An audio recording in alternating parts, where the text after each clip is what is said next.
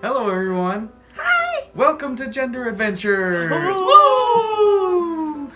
I am Luke, and in full female mode, I am Lucy. I am Abs, and when I am full presenting as male, I am Wolfgang, or for those of you who like me, Wolfie. I'm bigender, or at least I identify as bigender, which means I identify as male and female simultaneously. I guess technically it means you identify as two genders, but yeah. My genders just happen to be male and female. And then you... Not to be confused, gender fluid, which there is a difference. So for me, I am gender fluid default male, and so that's why I'm transitioning. With me being gender fluid, there are some days that I identify as male, there are other days that I identify as female, and then there are some days where I'm just a potato. It's pretty much like, yeah, I don't even know what I'm identifying as. I don't actually think it's human, and I kind of just want to lounge around on the couch not wearing pants. So, why are we making these videos? You probably have a better reason for wanting to do these, but... Well, so the reason that I wanted to make these videos is, A, I've watched a lot of YouTube videos that have helped me feel more comfortable with transitioning, and B, I have kind of a unique case on two different fronts, and the fact that I suffer from ovarian cysts, which is I've been suffering from since I was 16, which is not very common. And so I will soon be getting a complete hysterectomy. So it's going to be a combined thing of transitioning into male while going through menopause. We wanted to make these videos just to kind of document potential transition. Abs is wanting to undergo HRT, and I am also wanting to do the same. I'm a little, I don't know if it's kind of proper to say I'm a little further behind. Everyone's pace is different, but I am taking things a little more slowly. I'm really gung-ho. Yeah. You're really gung-ho to be a man, and So much. Have you had a period? Periods suck. That's fair. That's totally fair. So let's talk about our individual experiences. Okay. Because you've had a lot more experience with the LGBTQ community than I have over the course of my life. And we both come from very different backgrounds. Like, yes, we have very supportive families that are helping us through this, but I come from being raised around Iowa City and an LGBTQ community, and you come from a Catholic church. It's true. It's very true. So I kind of first started coming to terms with my gender fluidity when I started doing drag as a drag king. But I always kind of knew that I was male from a young age. We're talking like elementary school. And then always kind of felt displaced through middle school, classic tale of like, I kind of always knew. And just made jokes about it. Like, I just kind of worked with what I was given and continued to put on the costume. And I got really good at costuming. So that's another thing that I do. Cosplay, stuff like that. It is so helpful. Oh my god. Sorry. Go ahead. Oh yes, we are the exact same size. So this is Luke's shirt. And if you ever see Luke wearing a dress, chances are Lucy's wearing one of my clothes. Coming from an LGBT-friendly community, I came out as... Actually, when I was in middle school, I came out as lesbian because I didn't actually understand what bisexuality was. In high school, I finally understood what bisexuality was, and I came out as bisexual. It was really nice having a good, supportive environment, and actually I have a really open-minded school for small-town Iowa, and being able to just know me. So that made it a lot easier to talk to a therapist because, well, I've been in the community for, gosh. Don't ask me. At least 17 years. I'm 27. I'm pretty sure I started getting familiar with the community when I was around 10 because my mom's pretty awesome. So, how about you? Do you want to talk about your kind of early experiences with LGBT?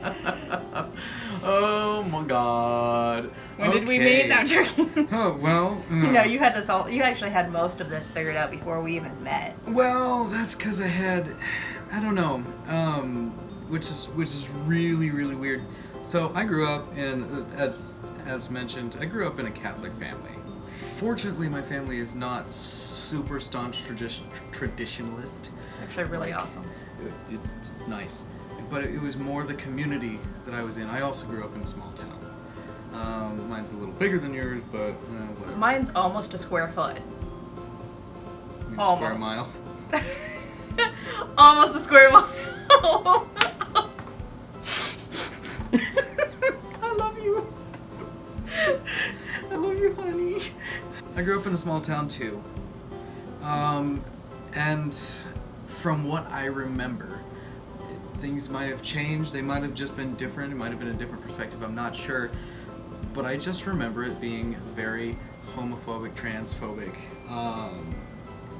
rather racist and misogynistic, just all rolled into a tiny little package in my high school. I had a lot of fun times in high school. Good for you. I made out with a lot of chicks. Good for you. People in the LGBT community, they were made fun of and chastised and ostracized a lot where I grew up. And so I never really, even though my parents, looking back, my parents probably would have accepted it, I never even bothered to explore the idea.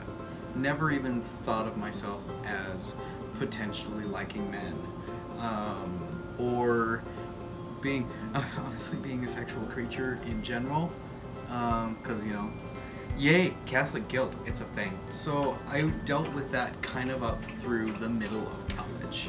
And I was very heavily involved in the church, yada, yada, yada. And then, boom, right around the middle of junior year, I just got fed up with upholding opinions that were not my own. Mm-hmm. Left the Catholic Church and started exploring things. So at first, I didn't really feel comfortable identifying as straight,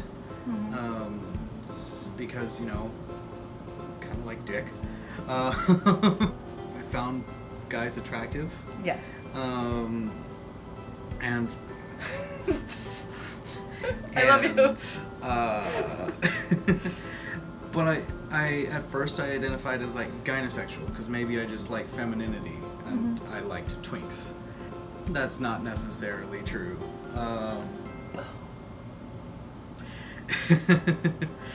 So then I was like, okay, I must be bisexual. And then I started dating a different gender fluid person kind of towards the end of my junior year.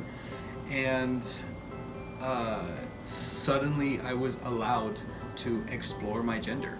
I kind of settled on bigender early on because I definitely felt like I exhibited a little bit of column A, a little bit of column B. I didn't really end up getting to explore that much because the relationship I was in was kind of toxic, and so it didn't last much. That exploration didn't really last very long, and so then once that ended, just kind of got put away. It wasn't until I started dating apps that I really had the chance to explore this identity of being bigender and possibly being female dominant bigender, which is what I've come to believe that I am. I'm going to backtrack for just a quick moment because we were talking about the toxic relationships and not being able to explore things a little bit more. Oh yeah, that's kind of a big deal. So I had a relationship beforehand that I thought that I would be able to kind of explore a little bit more in the transitioning aspect, but I was mistaken, and thankfully with Luke here, I'm now in a good supportive relationship that I can do it as well. My previous relationship, I cut my hair and gave him plenty of warning that my hair was getting short. and then sat through 6.5 hours of little boy and what's a YouTube safe word I want to use? Lesbian slurs. The relationship ended very quickly after that. I just want to say thank you for being awesome and supportive, and I only hope I can be that for you as well. There have been many nights now where I've been able to dress up in full drag, full makeup, and She's gorgeous. thank you. The first time, I remember the first time that we got to do it, I cried on your shoulder because you had finally given me the chance to be beautiful. You were already Shoot. I have just started therapy for potentially moving forward with HRT. I also recently started therapy for HRT, or I was talking to a therapist to get on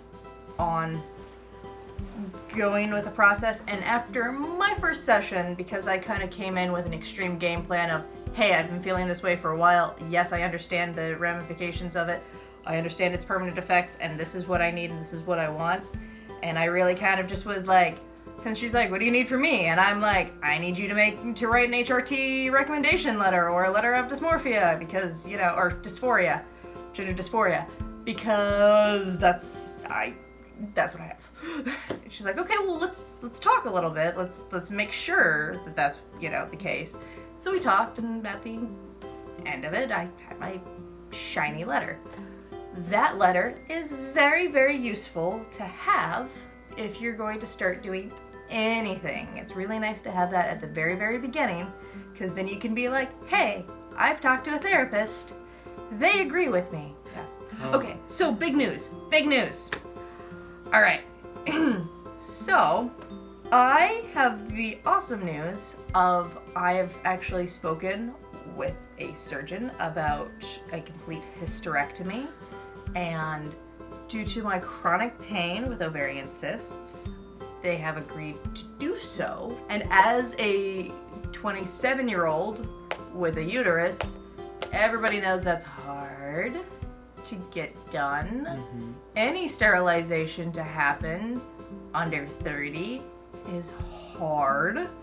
And I got the information today that I will be having surgery later next month. Yay! Right! So I guess what direction are we hoping to go? I know for a fact that as we do this that I'm going to be continuing my therapy, and I'm going to be working towards kind of the same goal of undergoing transition. I also want to make sure that that's a good idea for me. Whereas you've already done most of the research. You've given yourself time to do all this stuff, all of this research to make sure it's the best thing for you. Yeah. What my hopes are is that in the near future, by the end of July, I will be on testosterone, and I will no longer have a organ that is making me very uncomfortable regularly. And from there, start living more as male and having the occasional female days where I want to slap on some lipstick and be like, yes, I'm pretty. I think where we're gonna go with this is we're hoping to do, videos like this where it's the two of us talking, but also some videos where it's just one or the other talking about our individual experiences. Hopefully we'll be able to reach a larger audience. And if you share the videos, you can help us reach that larger audience, because we can't do it alone because it's just us in the living room. Thank you everyone so much for watching. If you like what you see, if you like the idea of what we're doing here, please hit the like and subscribe buttons below. We love you all. Take care of yourselves. Yes. And hope that you are having fun on your own gender adventures, even if that's being cisgender. It's an adventure for everyone. Bye. Bye.